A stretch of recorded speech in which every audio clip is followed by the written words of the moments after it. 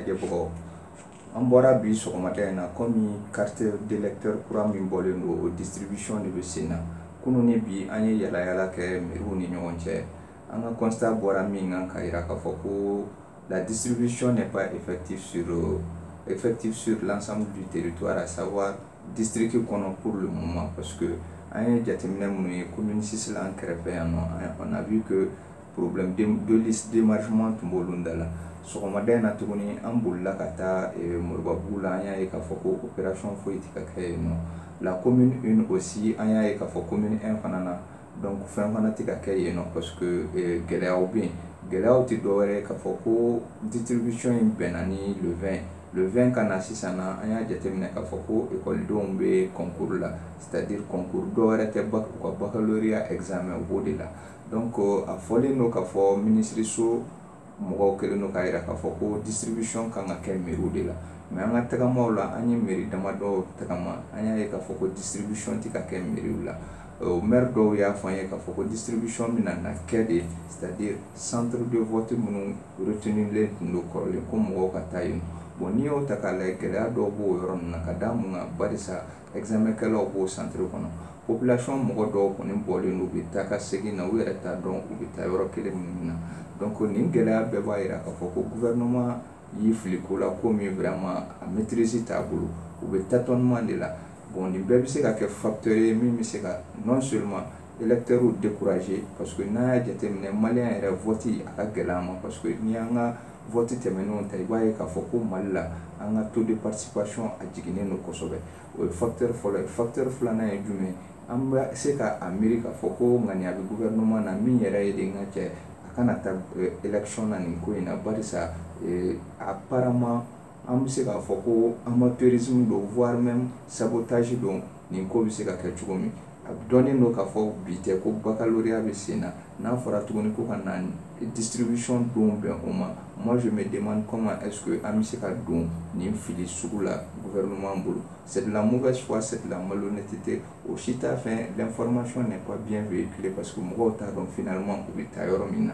N'a fɔlen don télé ni fɛnw na k'u ka taa mairie la, n'an y'a ye k'a fɔ mairie la fɛn tɛ yen, a bɛ fɔ k'u ka taa centre la, n'an taara centre la an b'a ye k'a fɔ centre occupé len don. Finalement population t'a dɔn a bɛ taa yɔrɔ min. Donc o bɛɛ b'a jira k'a fɔ ko an bɛ ka taa tâtonnement de la. Siran ni jɔrɔ min bɛ mɔgɔw la ni élection ko la gouvernement bɛ ka jira k'a fɔ halisa a ko taabolo ba la, a ko maîtrise taabolo ba le sa an bɛ ka taa tâtonnement de la. Bon élection in dun enjeu ka bon tâtonnement ma.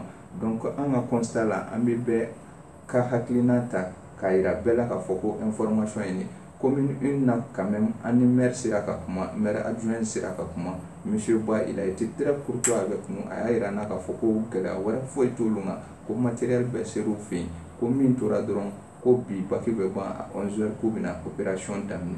Donc liste d'émargement bɛ yen, carte b'u bolo yen, donc k'u bɛna na a essayer ka distribution daminɛ bi yɛrɛ ni baccalauréat banna à partir de 11h. Donc o ta kɔfɛ a y'a jira k'a fɔ ko ni gɛlɛya nana don baara la u bolo, n'a ma se ka kɛ bi k'u b'a bila ka taa sini la, sini ko opération bɛ daminɛ mairies la tɛ dɛ, commune 1 na, commune 1 na disons a bɛna n'a kɛ centre minnu tun retenulen don kɔrɔlen ni vote tun bɛ kɛ yen carte di mairie la.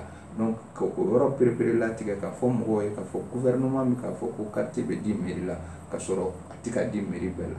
Moribabugu la c'est la même chose, an y'a ye k'a fɔ ko baara tɛ ka kɛ yen fana. Donc commune 6 la baara tɛ ka kɛ yen, mais yɔrɔ dɔw la a bɛ ka kɛ yen. Donc k'a jira k'a fɔ ko gouvernement tɛ ka tiɲɛ di population ma, ko tiɲɛ yɛrɛ bɛɛ fɔ population ye nin ko la, o bɛ na ni gɛlɛya dɔw ye. Bon n'an bɔra o volet la ne bɛna n da tu yɔrɔ dɔ la min ye carte biométrique d'électeur kura ye. U ko ko carte ninnu c'est des cartes d'électeur biométrique. Ne b'a jira k'a fɔ ko daliya min na u bɛ k'o fɔ ne ma sɔn a ma kosɛbɛ. Ka taa jumɛn kan? Carte biométrique ye jumɛn ye? A bɛ fɔ de ko daliya carte min ni a bɛ se ka mɔgɔ identifier physiquement ou biologiquement. Donc o tɛ dɔwɛrɛ, a bɛ se ka kɛ i empreinte digitale ye, a bɛ se ka kɛ i ɲɛ o bɛ scanner k'a fɛn, a bɛ se ka kɛ i ka ADN ni joli ye, mais o données bɛɛ bɛ intégrer puce dɔ la ou bien o données bɛɛ bɛ intégrer carte la.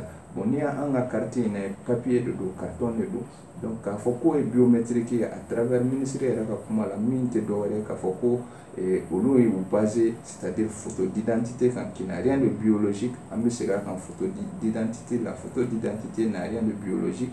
K'a fɔ ko o de ye référence ye mun b'a kɛ carte min kɛ biométrique ye, an ma sɔn a kuma ma. A filanan ye jumɛn ko code indécellable dɔ b'a la, o code tɛ dɔ wɛrɛ, code min talen don, c'est-à-dire an ka carte ɲinaw kan ka bila a kan. Donc mɔgɔ dɔw donna fili kɔnɔ, u ko ni an y'a ta k'a lajɛ ko carte biométrique ani banque carte minnu b'an bolo, carte de retrait minnu bɛ di banque fɛ, olu tɛ kelen parce que o carte ninnu ye carte magnétique de ye, carte biométrique tɛ. An k'o préparer latigɛ ɲɔgɔn ye parce que le caractère biométrique diffère ici. Donc kuma la k'a yira aw la k'a fɔ halisa an k'an cɛsiri ko dɔw la, nkalonw bɛ ka tigɛ ka population dɔw fili la. Donc nin de tun b'an bolo bi ka yira aw la Activist TV sanfɛ.